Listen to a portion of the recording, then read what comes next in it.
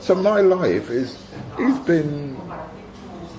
not been exciting in terms of, I can't tell you I was dragged off of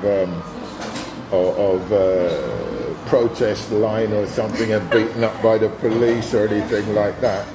But that I could only tell you the truth, you know. How did justice kind of function in where you were from and where you I didn't really think about justice when I was in Guyana. Because we were all sort of one, we were all Guyanese. We are, I must tell you, we are a very mixed race. 6 nationalities, right? It's white, that is European, right? You had Portuguese, then the Chinese, you have the Indians, then you have the black people, and you have the Amerindians, who are the indigenous people of Guyana. And then you have it all mixed up together, like a melting pot. The only time I can be sure that I will see a policeman is if I'm involved in carnival activities, because the police band is always present, which is great for the carnival because it's a huge contrast to Notting Hill, where there the police are totally integrated into carnival activities, but it's really, apart from the policeman on traffic duty, who can make the most balletic movements as they wave the traffic on. You know, they are splendid. We're not a great example, to be honest, of there's literally no crime because the island's so small. You could tell literally anything that happens almost before it happens. Very, small community, so you did anything, you might as well own up. You couldn't get off the island anyway, so there literally no crime. So that's the tradition I kind of inherited. I became quite active myself because I grew up in that environment. How do you see yourself? Do you see yourself as British? Do you see yourself as Jamaican? How do those fit together? To tell the truth, I know I would say I'm British by paper, but at the same time, every day awake, my mind is still in Jamaica. Because there's a certain relaxation, there's a certain freeness you have in Jamaica. Whether you have a job or you don't have a job, you still eat and you still drink and you still go on. I used to have on my door, on my notice board in another office, a little quote, "I'm only a stranger and hardly that." The only reason I don't have it in this office is because I lost it when I moved. I'm only a stranger and hardly that.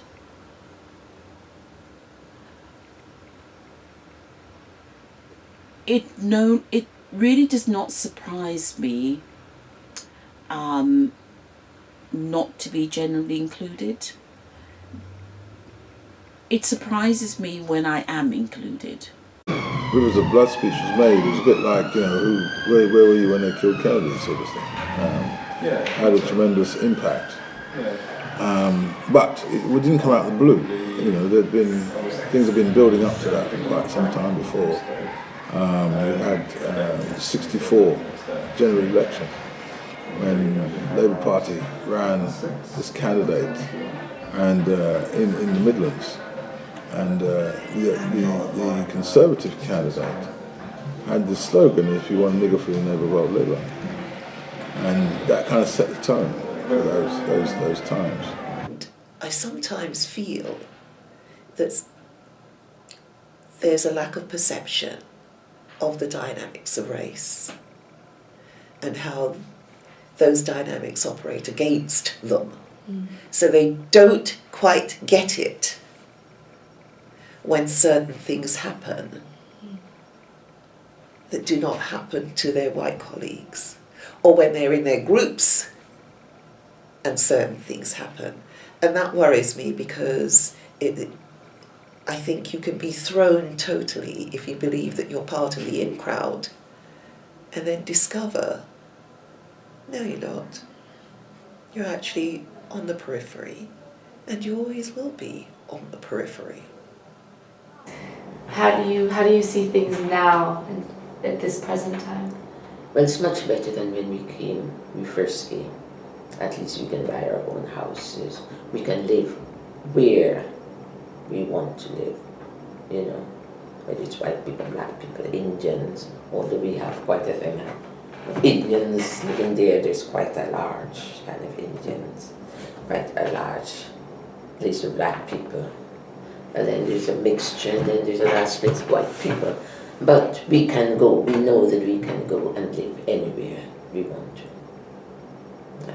So that is much better now than when we first came. And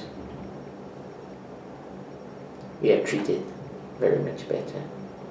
People don't look down on us as something else, but I think it's coming back to that because there are going on so much about immigration, you know, of all these people coming in, and they forgot that they were immigrants also. Even the English were immigrants, because they weren't always English from Norway and Switzerland and different places where they were all immigrants too. People forget about that.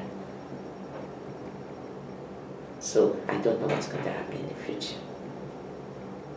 Go back to where you come from has not disappeared. It's still there, Yeah. right? Still underpins. And I think that's what I've been talking about. How far we might have come, but how little the road we have travelled.